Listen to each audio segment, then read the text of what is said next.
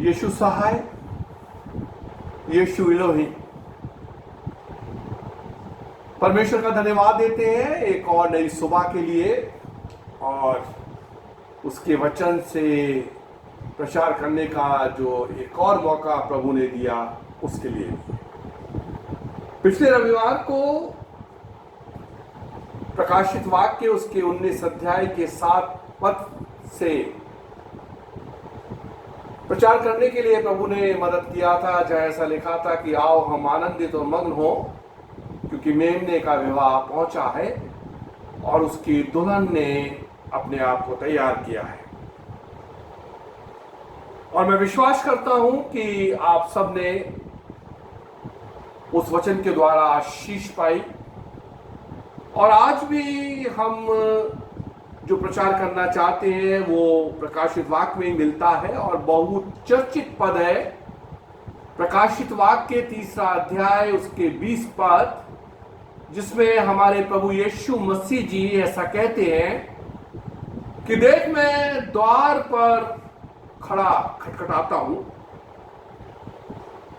और यदि कोई मेरा शब्द सुनकर द्वार खोलेगा तो मैं उसके पास भीतर आकर उसके साथ भोजन करूंगा और वो मेरे साथ। ये अंत के दिन है और हम अंत के दिनों की ओर तेजी से बढ़ते जा रहे हैं और चूंकि ये अंत के दिन है और हम अंत के दिनों पे ही प्रचार कर रहे हैं तो इन अंत के दिनों में प्रभु यीशु मसीह अपने राज का विस्तार चाहते हैं और चाहते हैं कि बहुत सारे लोग प्रभु यीशु मसीह को ग्रहण करें।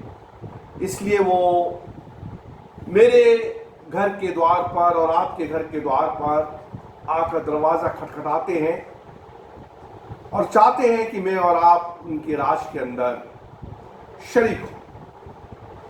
प्रियो, प्रभु यीशु मसीह कहते हैं कि यदि कोई मेरी वाणी को सुनकर द्वार को खोलता है तो मैं भीतर आकर उसके साथ भोजन करूंगा और वो मेरे साथ। प्रभु यीशु मसीह आपके और मेरे भोजन के भूखे हैं।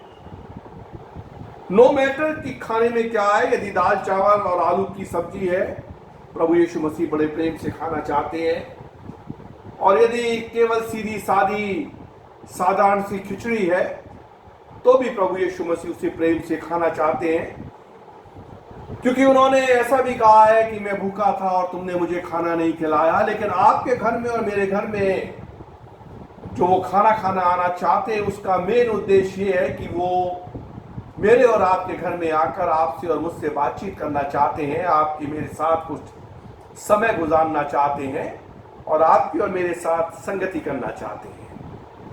और जब प्रभु यीशु मसीह मेरे या आपके साथ संगति करते हैं तो निश्चित रूप से मेरे और आपके घर में आशीष भी आती है और निश्चित रूप से उद्धार भी आता है।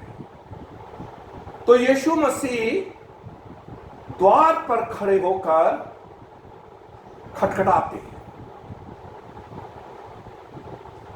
और यदि हम द्वार को खोलते हैं तो वो भीतर आते हैं।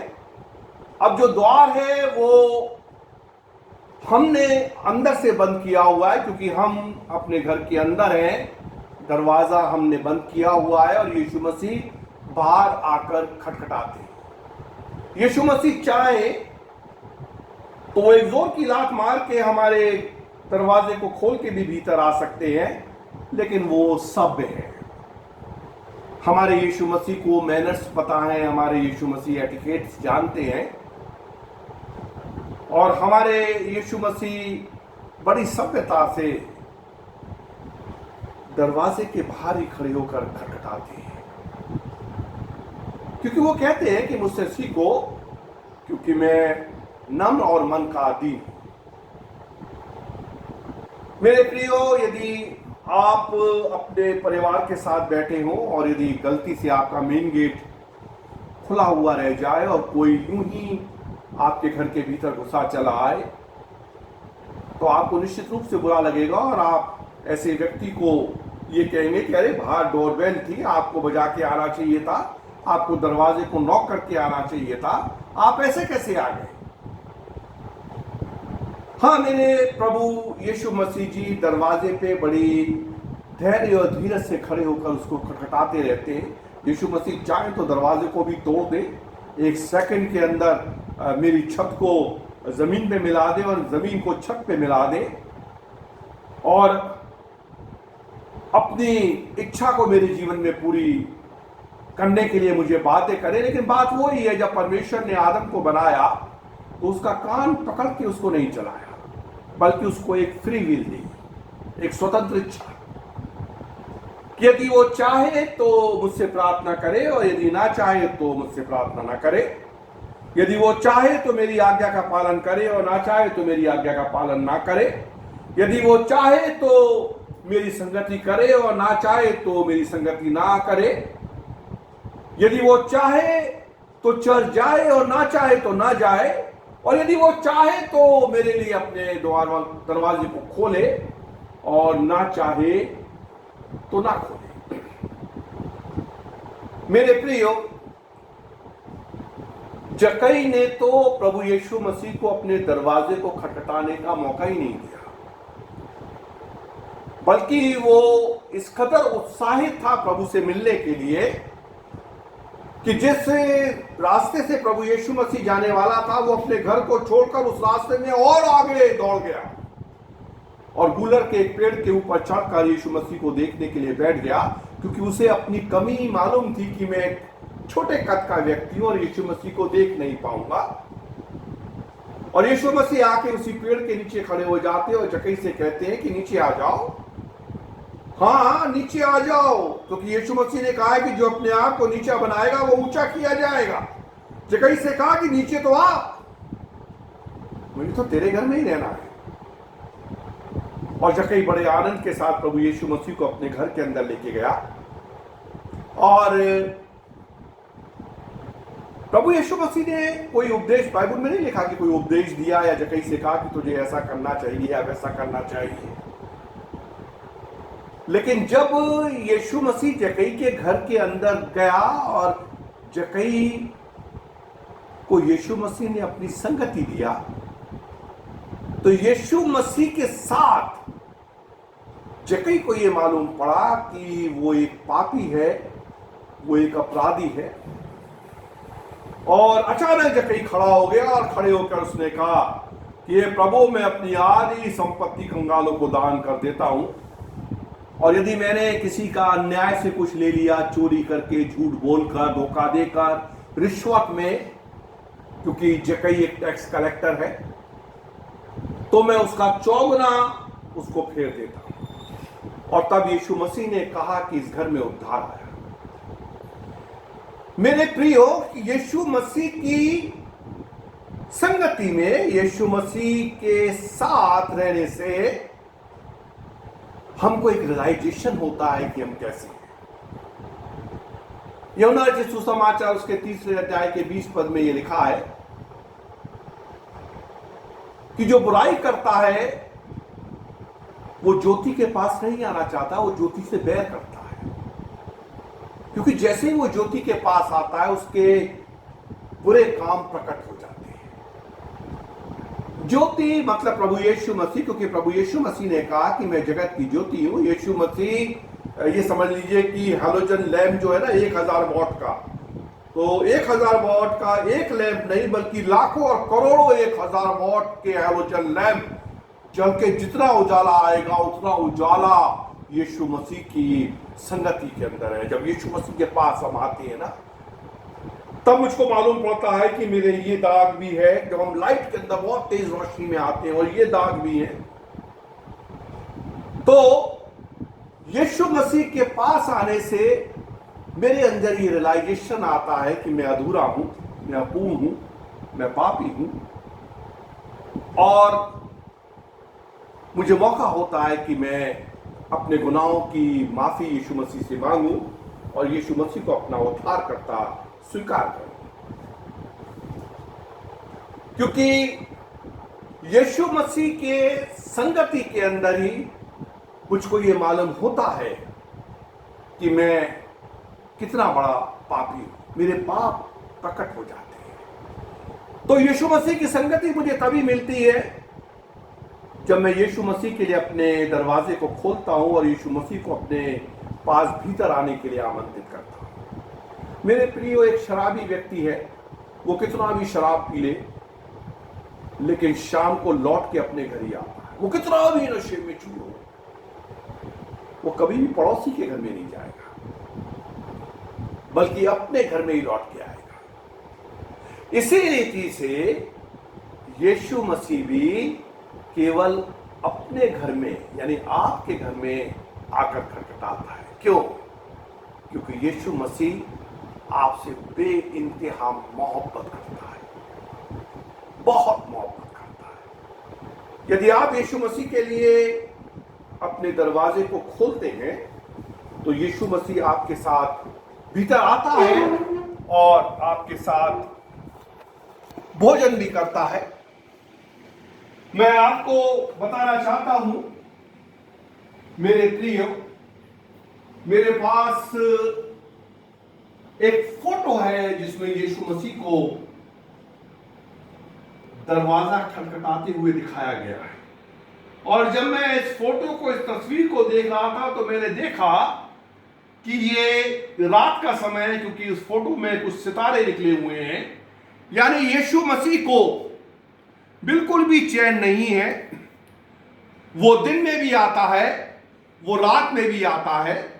मेरे प्रियो, ये मेरा अपना घर है और ये मेरे घर का मेन दरवाजा है और मैं अपने घर के भीतर हूं और घर के भीतर मैंने दरवाजे को बंद किया हुआ है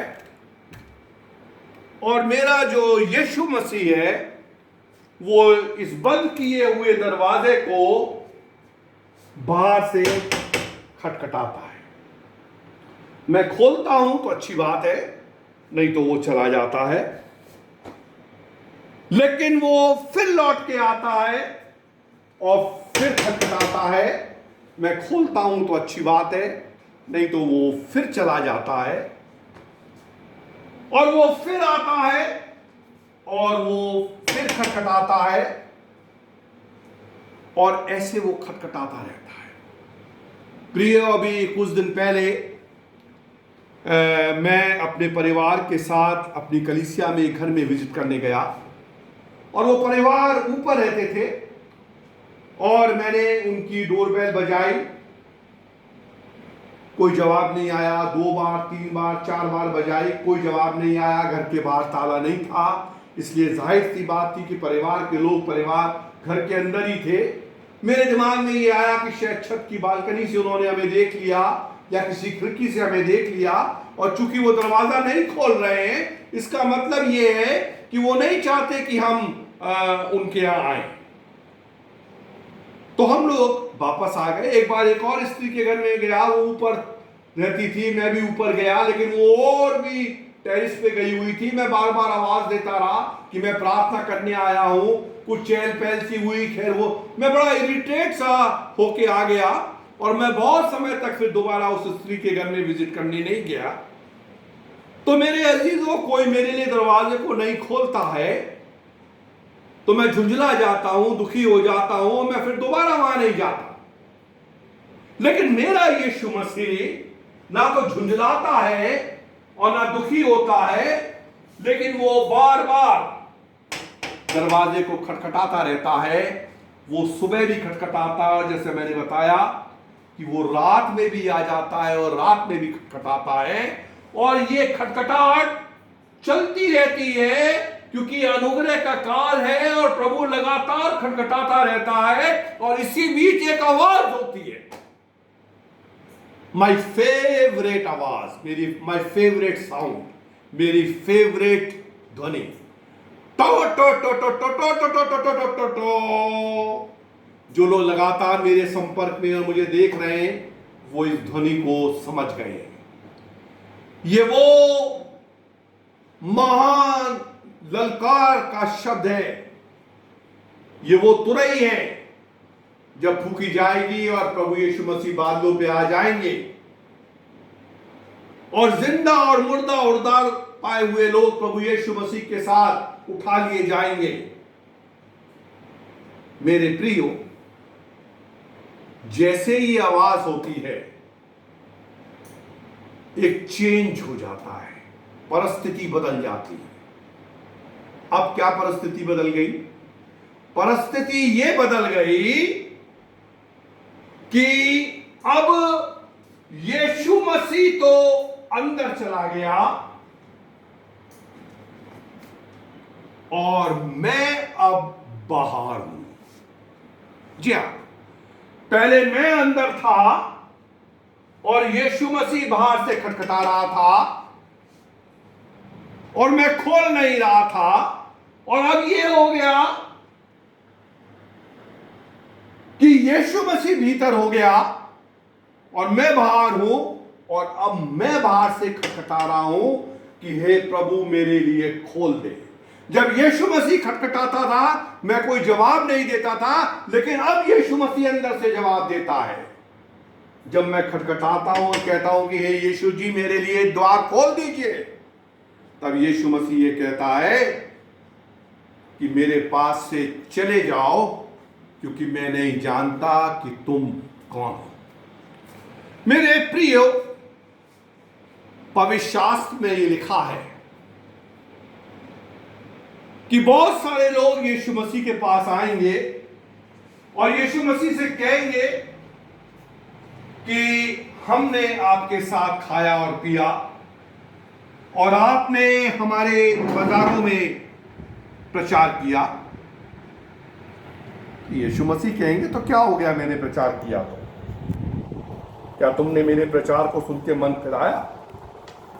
नहीं, मैं तुम्हें नहीं जानता कि तुम कौन हो। वो 5 कुंवारियां, मूर्ख कुंवारियां, जिनका तेल खत्म हो गया था और जो तेल लेने गई थी और उसी बीच दूल्हा आ गया, और जो तैयार थी समझदार कुंवारियां वो दूल्हे के साथ चली गईं, और वचन में लिखा है कि विवाह का घर का द्वार बंद कर दिया गया। और ये मूर्ख कुंवारी बाहर आकर चिल्ला रही थी और खटखटा रही थी और कह रही थी, हे स्वामी, हे स्वामी, हमारे लिए द्वार खोल दे। हे स्वामी, हे स्वामी। 2 बार क्यों बोला? क्योंकि यीशु मसीह ने भी 2 बार बोला। क्या बोला? मत्ती रचित सुसमाचार 7 अध्याय के 21 पद में यीशु मसीह जी ने ऐसा कहा कि जो मुझे हे प्रभु कहता है, उनमें से हर एक स्वर्ग के राज में प्रवेश नहीं करेगा, बल्कि वही जो मेरे स्वर्गीय पिता की इच्छा पर चलता है। और जब ये चिल्ला रही है कि हे स्वामी द्वार को खोल दीजिए, तो अंदर से आवाज आती है कि मैं तुम्हें नहीं जानता। मेरे प्रियो, प्रभु यीशु मसीह ने कहा कि उत्तर से, दक्षिण से, पूरब से, पश्चिम से बहुत सारे लोग आकर अब्राहम, इज़ाक और याकूब के साथ परमेश्वर के राज में बैठेंगे, गेट के अंदर। और राज की संतानें बाहर छोड़ दी जाएंगी, या राज की संतानें अंधियारे में छोड़ दी जाएंगी, जहां रोना और दांत पीसना होगा। मेरे प्रिय, ये उत्तर से, दक्षिण से, पूरब से, पश्चिम से कौन लोग हैं जो परमेश्वर के राज के अंदर बैठे हैं? ये तमाम जातियों के, तमाम कुलों के, तमाम भाषा बोलने वाले, विभिन्न धर्मों के, संप्रदाय के लोग हैं। इनमें जैनिस लोग भी हैं, इनमें बुद्धिस्ट भी हैं, इनमें कम्युनिस्ट भी हैं, इनमें हमारे मुसलमान भाई लोग भी हैं, इनमें सिख लोग भी हैं, इनमें हिंदू भाई बहनें भी हैं। ये लोग परमेश्वर के राज के अंदर प्रभु यीशु मसीह के साथ बैठेंगे। और राज की संतानें लिखा है बाहर छोड़ दी जाएंगी। ये राज की संतानें कौन है? ये राज की संतानें लज्जित हो जाना इस बात को सुनते हैं।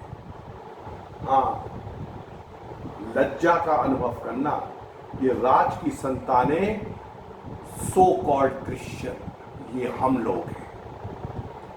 Yes, yes, I am Reverend Albert William. जी हां, भले ही आप रेवरेंड एल्बर्ट विलियम हैं, लेकिन यीशु मसीह ने कहा है कि राज की संतानें बाहर छोड़ दी जाएंगी। मेरे प्रियो, हम मसीह लोग हैं,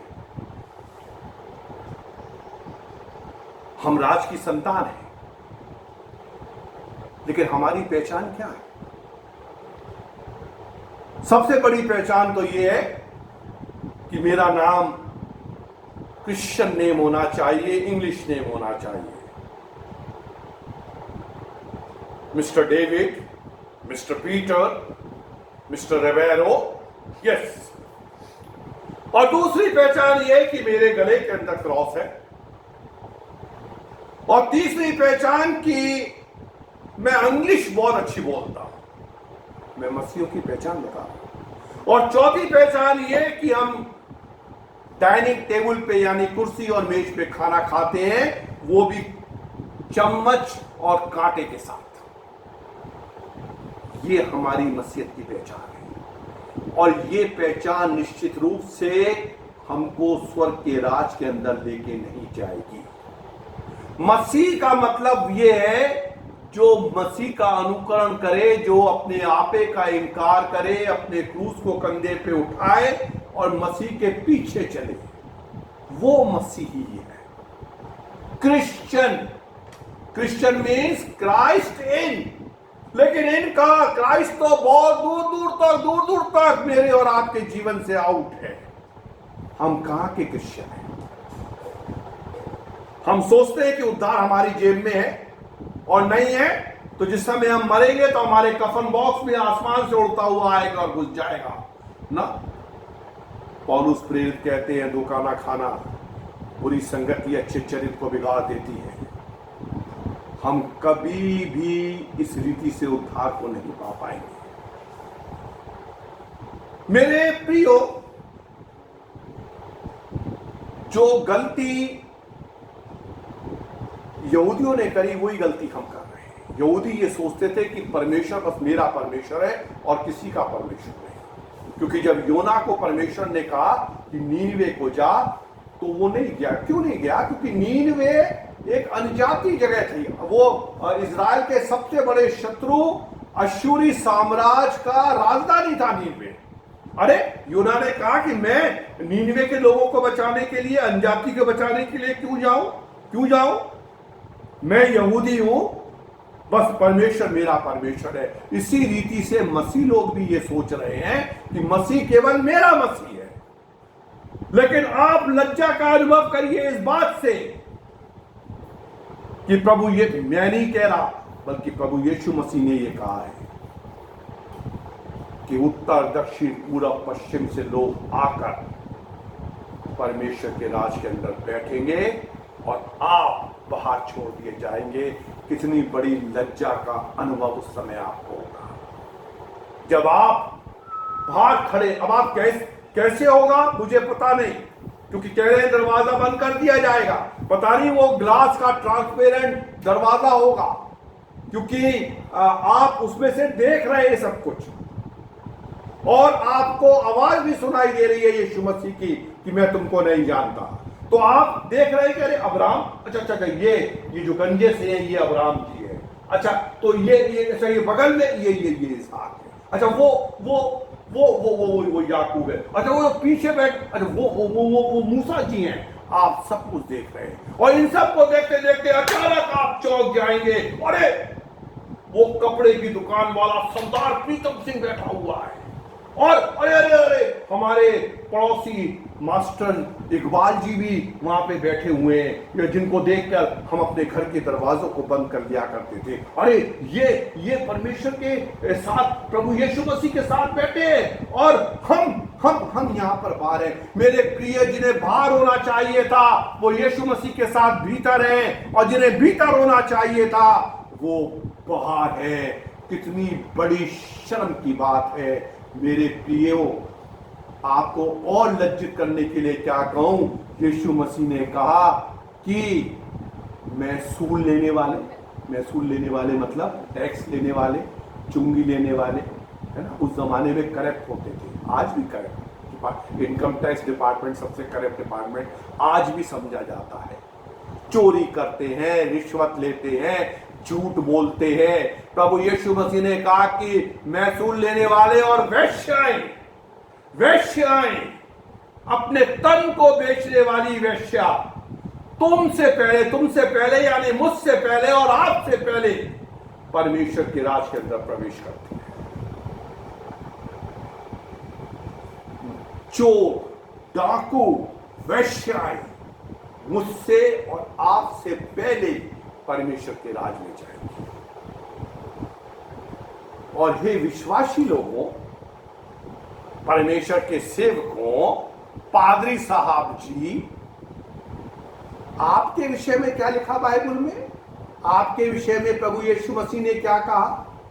आप आकर दरवाजे को खटखटाएंगे, उस बंद दरवाजे को, जिस बंद दरवाजे के उस पार यीशु मसीह अपने राज के अंदर अपने लोगों के साथ बैठे हैं। और आप पादरी साहब जी ये कहेंगे कि हे प्रभु हमारे लिए खोल दे, क्योंकि हमने तेरे नाम से भविष्यवाणी की, हमने तेरे नाम से दुष्टात्माओं को निकाला, हमने तेरे नाम से आश्चर्य कर्म किए। अरे हमारे लिए तो दरवाजे को खोल दे। लेकिन हे पादरी लोगों, परमेश्वर के अगुवे लोगों, अंदर से यीशु मसीह की आवाज आएगी आपके लिए कि हे कुकर्म करने वालों, मेरे पास से चले जाओ, क्योंकि मैं नहीं जानता कि तुम कौन हो।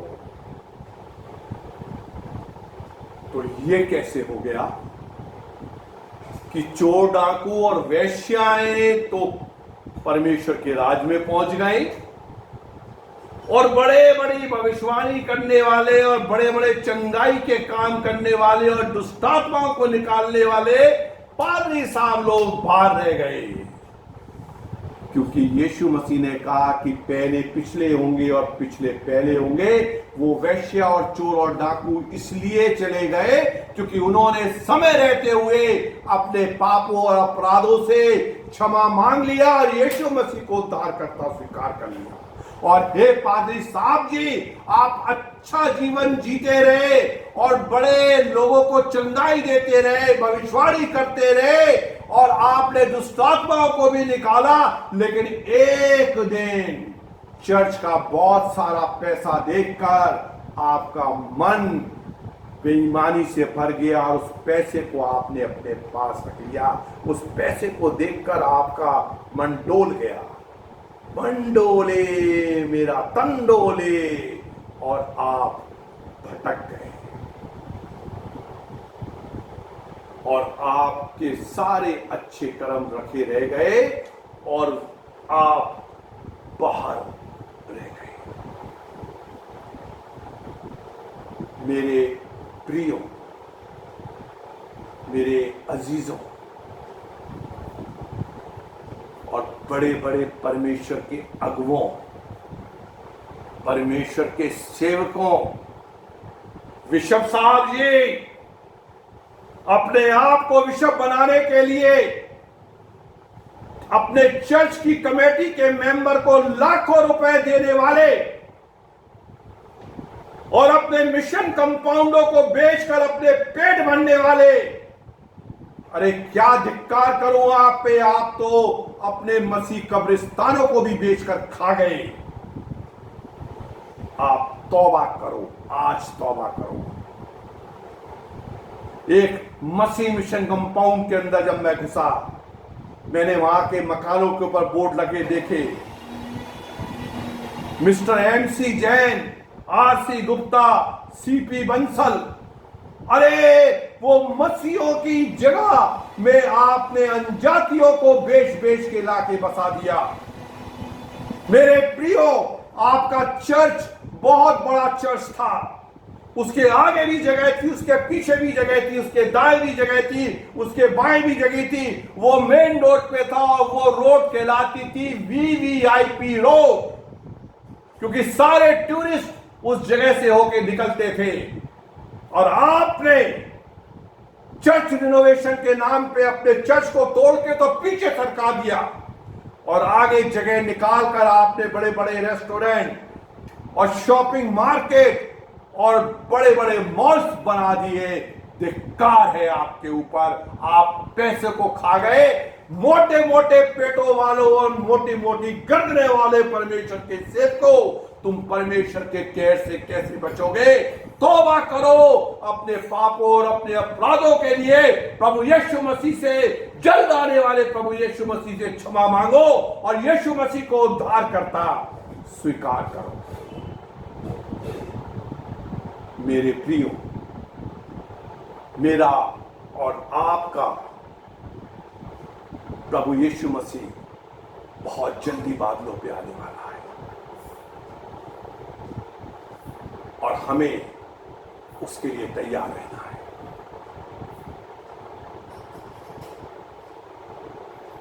प्रभु यीशु मसीह ने कहा,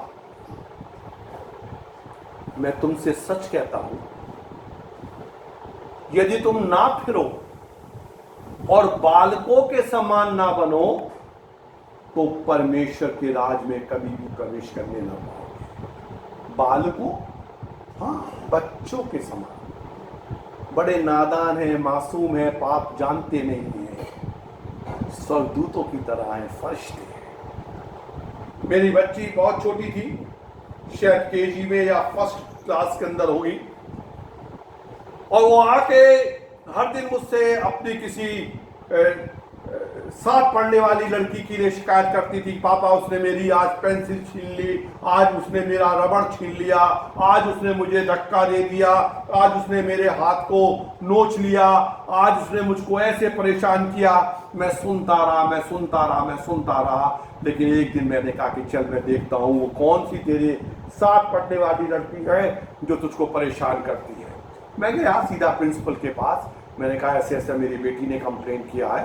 प्रिंसिपल सर ने मुझसे कहा कि आप चिंता नहीं कीजिए, मैं अभी देखता हूँ। सबसे पहले तो मैं उन दोनों को अलग अलग बिठा देता हूँ जिससे कोई परेशानी ना हो। मेरे प्रियो, मैं सवेरे अपनी बेटी को छोड़ के आया और प्रिंसिपल सर से बात करके आया, घर आ गया, और जब दोपहर बाद मैं अपनी बेटी को, जब उसकी छुट्टी हो गई, लेने के लिए स्कूल पहुंचा, तो जब मैंने देखा तो मुझे बड़ा आश्चर्य हुआ कि जिस लड़की के लिए उसने शिकायत कराई और वो शिकायत कर रही थी, वो लड़की मेरी बेटी के गले में हाथ डाले थी और मेरी बेटी उस लड़की के गले में हाथ डाली थी, और दोनों लोग बड़े प्यार से हंसते स्कूल से निकल कर आ रहे थे। नादान है बच्चे, भूल जाते हैं बच्चे, क्षमा कर देते हैं बच्चे, अपने दिल के अंदर कोई बुराई को नहीं रखते बच्चे। ऐसा बनना है परमेश्वर के राज के अंदर जाने के लिए। मेरे प्रियो, एक बात और बताना चाहूंगा, यदि आपके चर्च के अंदर, जिस संगति में आप जाते हैं, प्रभु यीशु मसीह के द्वितीय आगमन के बारे में प्रचार नहीं होता, बाइबल की भविष्यवाणियों के बारे में प्रचार नहीं होता, अंत के दिनों में प्रचार नहीं होता, तो सावधान हो जाइए। या तो अपने पादरी साहब से कहिए कि वो इन विषयों पे प्रचार करें, या फिर अपनी सेल्फ स्टडी शुरू कर दीजिए। अपने पास्टर जी के ऊपर उद्धार के लिए निर्भर मत रहिए, बिल्कुल मत रहिए, क्योंकि बाइबल में लिखा है, प्रभु यीशु मसीह ने कहा कि अगर तुम्हारी धार्मिकता शास्त्रियों और फरीसियों से बढ़कर नहीं है तो तुम स्वर्ग के राज में प्रवेश नहीं करने पाओगे। तुम्हारी धार्मिकता फरीसियों और शास्त्री मतलब सिखाने वालों से बढ़कर होनी चाहिए। मेरी बेटी ने आके मुझसे कहा कि पापा, स्कूल में पढ़ाई नहीं हो रही, कोई पढ़ाता ही नहीं है, सब लोग चाहते हैं स्कूल के टीचर की ट्यूशन करा जाए, कोई स्कूल में पढ़ाना नहीं चाहता। मैंने अपनी बेटी से कहा कि बेटा सेल्फ स्टडी करो, ट्यूशन कर लो अगर तुम्हें चाहिए। हाँ, साइंस की भी ट्यूशन करा दी, मैथ्स की भी ट्यूशन करा दी, संस्कृत की भी ट्यूशन करा दी, हिंदी की भी ट्यूशन करा दी। आप भी ट्यूशन कर लीजिए मसीह के वचन की। बहुत सारे परमेश्वर के योग्य सेवक हैं जो आपको परमेश्वर का ज्ञान बांटेंगे, आपके घर में आकर आपके लिए प्रार्थना करके जाएंगे और आपको परमेश्वर के ज्ञान बांट के जाएंगे। परमेश्वर के आने के बारे में, द्वितीय आगमन के विषय में आपको शिक्षा देंगे। आप उनको ट्यूशन फी दीजिए, अपने 10वां अंश में से दीजिए और अपनी सेल्फ स्टडी करिए। पास्टर सचिन क्लाइव, वो इज़राइल की पृष्ठभूमि के अंदर बाइबल की भविष्यवाणियों को समझाते हैं। मैं देखता हूं, उन्हें बड़ा अच्छा लगता है, मुझे बहुत ज्ञान अर्जित करता हूं मैं उनको देखकर। बड़े परेशान है बेचारे वो केवल इसी बात से कि भविष्यवाणियों के लिए और अंतिम दिनों की बातों के लिए चर्च में प्रचार क्यों नहीं हो रहा। अभी पिछले दिनों तो वो बिशप आमोस सिंह को अपने प्रोग्राम के अंदर लेके आए और बार बार इस बात की चर्चा कर रहे थे बिशप साहब से भी कि आप इस विषय में क्या कहना चाहेंगे, कि क्या हमें इन अंत के दिनों के अंदर इन बातों के बारे में प्रचार नहीं करना चाहिए कि प्रभु यीशु मसीह के द्वितीय आगमन के लिए हम किस रीति से तैयार हों। निश्चित रूप से करना चाहिए मेरे प्रियो। अपनी सेल्फ स्टडी करिए, क्योंकि मैं ये सोचता हूं कि प्रभु यीशु मसीह के द्वितीय आगमन पर कुछ कलीसिया के लोग रह जाएंगे और जो पादरी साहब रह गए और नहीं गए आसमान पे, उनकी बड़ी पिटाई होने वाली है। कलीसिया उनको दौड़ा दौड़ा के मारेगी कि अरे ये सब बातें हमें क्यों नहीं बताई, ना तो तुम खुद आसमान पे गए प्रभु यीशु के साथ और ना तुमने हमको ही जाने दिया। और जो अपने आप को बहुत धर्मी परमेश्वर के पास्टर समझते हैं कि बस हम ही धर्मी हैं, और कहीं गलती से अगर वो रह गए तो दूसरे लोगों का सामना वो किस रीति से कर पाएंगे। मेरे प्रियो, हमको तैयार रहना है, हमको 100% तैयार रहना है। वैश्याएं, चोर, डाकू परमेश्वर के राज में चले गए और चंगाई देने वाले, दुष्टात्मा निकालने वाले, भविष्यवाणी करने वाले पास्टर बाहर रह गए। क्यों? क्योंकि वचन में लिखा है, नबी ने कहा, यदि तू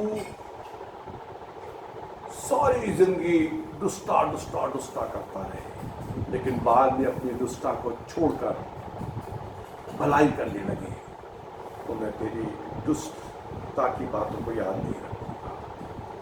और यदि तू भलाई भलाई भलाई और अच्छे अच्छे काम करता रहे और बाद में आकर तू भले कामों को छोड़कर दुष्टा करना लगे, तो मैं तो तेरे भले कामों को याद नहीं रखूंगा। यानी तू अपनी मृत्यु पर या प्रभु यीशु मसीह के आगमन पर जिस स्थिति के अंदर होगा, उसी स्थिति के अंदर स्वीकार किया जाएगा। अगर तूने अपनी मृत्यु से पहले या प्रभु यीशु मसीह के आने से पहले उद्धार पा लिया, तो निश्चित रूप से तू स्वर्ग के राज में जाएगा। लेकिन यदि तूने अपनी मृत्यु से पहले या प्रभु यीशु मसीह के आगमन से पहले उद्धार नहीं पाया, तो तू नरक के कुंड के अंदर जाएगा। तो कोई कहेगा कि पादी साहब आप तो बुढ़े हो गए, आपने तो अपने जीवन को जी लिया, इसलिए आज ऐसी बातें कर रहे हो। हमारे आगे तो अभी पूरी जिंदगी पड़ी है। अगर हम बिल्कुल आखिर में जाकर, अंत में जाकर प्रभु यीशु मसीह को से अपने पापों की क्षमा मांगे और उद्धार मांगे, तो क्या हमको उद्धार नहीं मिलेगा? 100% मिलेगा, 100% मिलेगा। तो ठीक है, हम तो जिस समय अस्पताल में एडमिट करने के लिए हमको लेके जा रहा होगा और हमें आईसीयू में रखा होगा और हमारी चारों तरफ मशीन सी लगी होंगी और टू टू टू टू पी पी पी पी की आवाजें आ रही होंगी और ब्लैडर फूल रहा होगा और बंद हो रहा होगा, हम उस समय प्रभु यीशु मसीह से अपने पापों की क्षमा मांगेंगे और हम उस समय प्रभु यीशु मसीह को अपना उद्धार करता स्वीकार करेंगे। क्या हमें उद्धार मिलेगा? 100% उद्धार मिलेगा। लेकिन मेरा सवाल यह है कि क्या आप उस समय इस योग्य होंगे कि आप अपने पापों की क्षमा मांग पाए और यीशु मसीह को अपना उद्धार करता ग्रहण कर पाए? क्या आप उस योग्य होंगे? अगर आप बेहोश हो गए और मान लीजिए आप कोमा में चले गए, तो क्या आप प्रभु यीशु मसीह को उद्धार करता स्वीकार कर पाएंगे? आप अपने घर से बाहर निकले और एक बड़ा सा पत्थर आके आपकी खोपड़ी के ऊपर गिर गया और आपने मन में सोचा था कि मैं बोलूंगा कि प्रभु यीशु मसीह मुझे माफ कर दीजिए, और आपने कहा प्रभु यीशु मसीह मुझे माफ, और उससे पहले आप मर गए, तो फिर आप उद्धार को कैसे कमाएंगे? इसलिए बाइबल कहती है कि आज उद्धार का दिन है। यदि तुम आज प्रभु की आवाज को सुनो, आज प्रभु यीशु मसीह को उद्धार कर। अब आप ये कहेंगे कि हमारे घर पे तो यीशु मसीह ने खटखटाया नहीं, तो हम दरवाजा कैसे खोल? हाँ, हमारे घर पे खटखटाहट हुई थी, बाहर जाके देखा दूध वाला था, दूध लेके अंदर आ गए।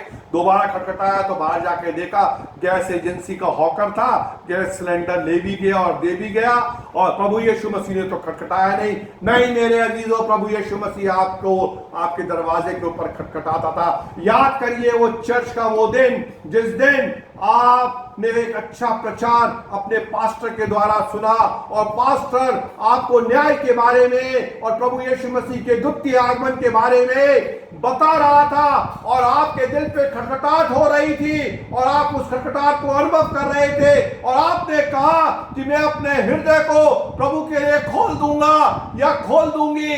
और चर्च के बाद आपने पास्टर से हाथ मिलाते हुए कहा कि पास्टर जी, आज का प्रचार ऐसा लग रहा था कि आप मेरे बारे में बोल रहे हैं, लेकिन जैसे ही आप चर्च से बाहर निकल के आए, आपको आपकी एक दोस्त गीता मिल गई और आपने उससे बात करी, तू दिखती नहीं है, तू मिलती नहीं है, और आप उसको अपने घर लेके आ गए और उसको खाना भी खिलाया, शाम की चाय भी पिलाई, और आप उस तमाम खटखटाहट को जो आपके दिल पे हुई थी भूल गए।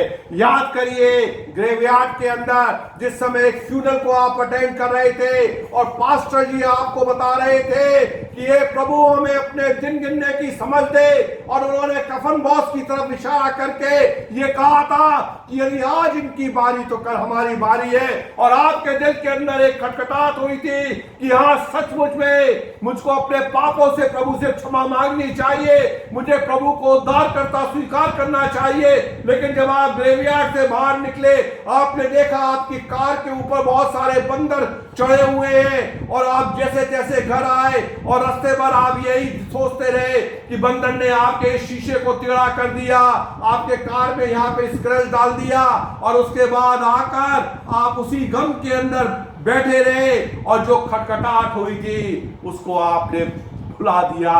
प्रभु यीशु मसीह आपके दिल के दरवाजे के ऊपर खटखटाता है, वो बार बार खटखटाता है, वो सुबह और शाम खटखटाता है। उसके लिए दरवाजे को खोलिए, उसे अपने घर में आमंत्रित कीजिए, वो आपकी संगति चाहता है, और जब वो आपके घर के अंदर आएगा, आपको एक रियलाइजेशन होगा कि आप कितने अधूरे हैं। अपनी कमी को पूरा करिए, अपने पापों से क्षमा मांगिए, और यीशु मसीह को उद्धार करता स्वीकार करिए, और निश्चित रूप से आप परमेश्वर के राज के वारिस होंगे।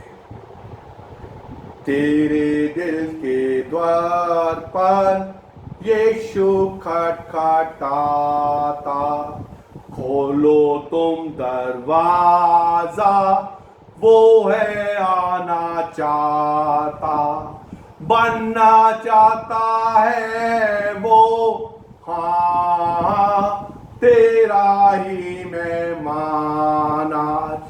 प्रभु यीशु मसीह आपके दिल के दरवाजे पे खटखटाता है। और आपका मेहमान बनना चाहता है। मेरे प्रियो, यीशु मसीह को अपने घर के भीतर आमंत्रित कीजिए और अपने जीवन को खुशियों से भर दीजिए। यदि आपको हमारा क्या प्रभु का ये वचन अच्छा लगा तो इसको शेयर करिए, इसको दूसरों को पहुंचाइए, इसे अपने तक सीमित मत रखिए और हमारे YouTube चैनल पर जाकर हमारे चैनल को सब्सक्राइब कीजिए। तब वो आपको बहुत सारी आशीष दे। जय मसीह।